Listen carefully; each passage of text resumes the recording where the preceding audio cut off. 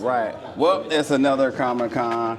One of my favorite press rooms each and every year, because if there's one thing I'm really passionate about in terms of critiquing films is the music component to it. Yeah. So talking to composers or anybody that's in the effort of bringing that aspect to the film, it's always exciting. I just want to start off, Phil, really quickly by saying I know it's something I've been passionate about, but I do truly feel within maybe the last 2 years, the recognition is starting to come behind this now. People are understanding that the music isn't something you just take for granted. No one's putting their Apple Music next to the film and say, hey, play a few things. There's just a thought, there's a process, and my favorite part, the most exciting part of it, is the character behind the music, the storytelling behind the music. Just what your thoughts as a professional in this business, has been doing this for a while.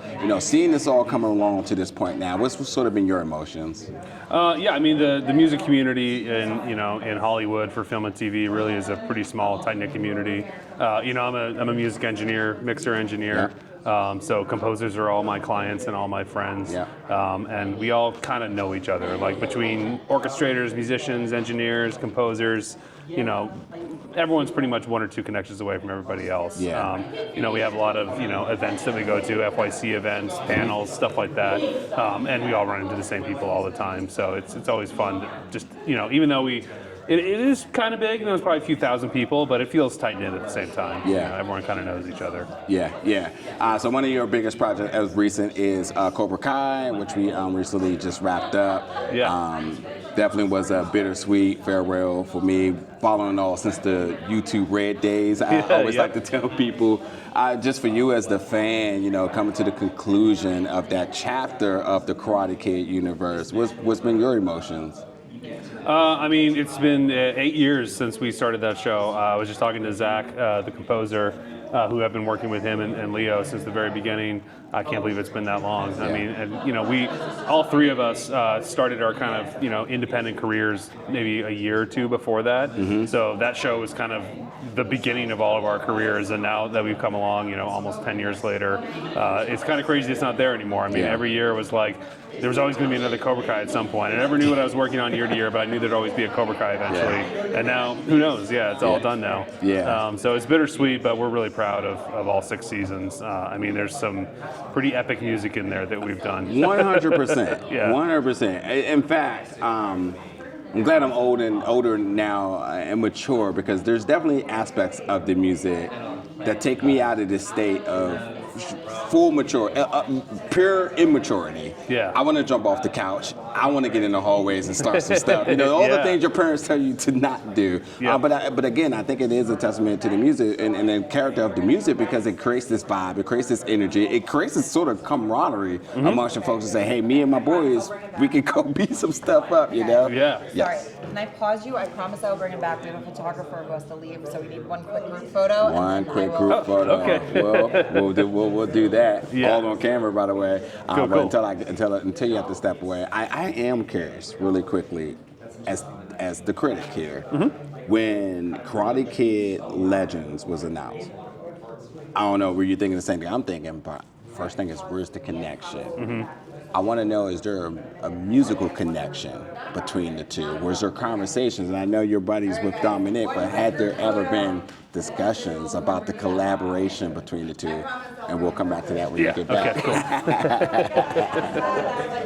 And we're back. So, quick little break, everybody, because we do the professional stuff here, but obviously we had a quick photo op. But to the question here, again, with as a fan of the Karate Kid universe, all the fans was looking for a connection. That's just what universes are now when you talk about theatrical, not even just theatrical releases, just all of anything you can watch, whether it is video games or comics, we were all looking for the connection.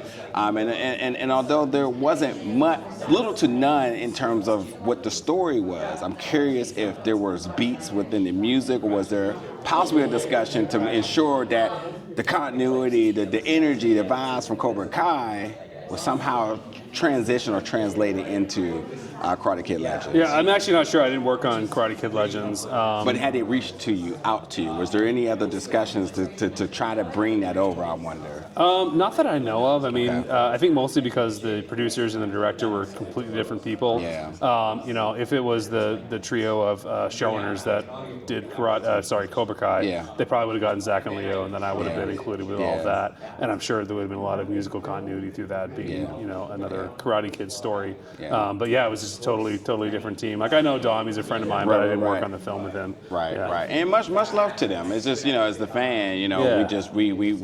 we always want to see things get bigger and better. And I know Marvel's always the easy go-to when people talk about universes, but there's Yeah. a lot of other ones that we have a lot of appreciation for. Which talking about this really does make me upset that there's no more Cobra Kai. Man. Yeah, it's sad.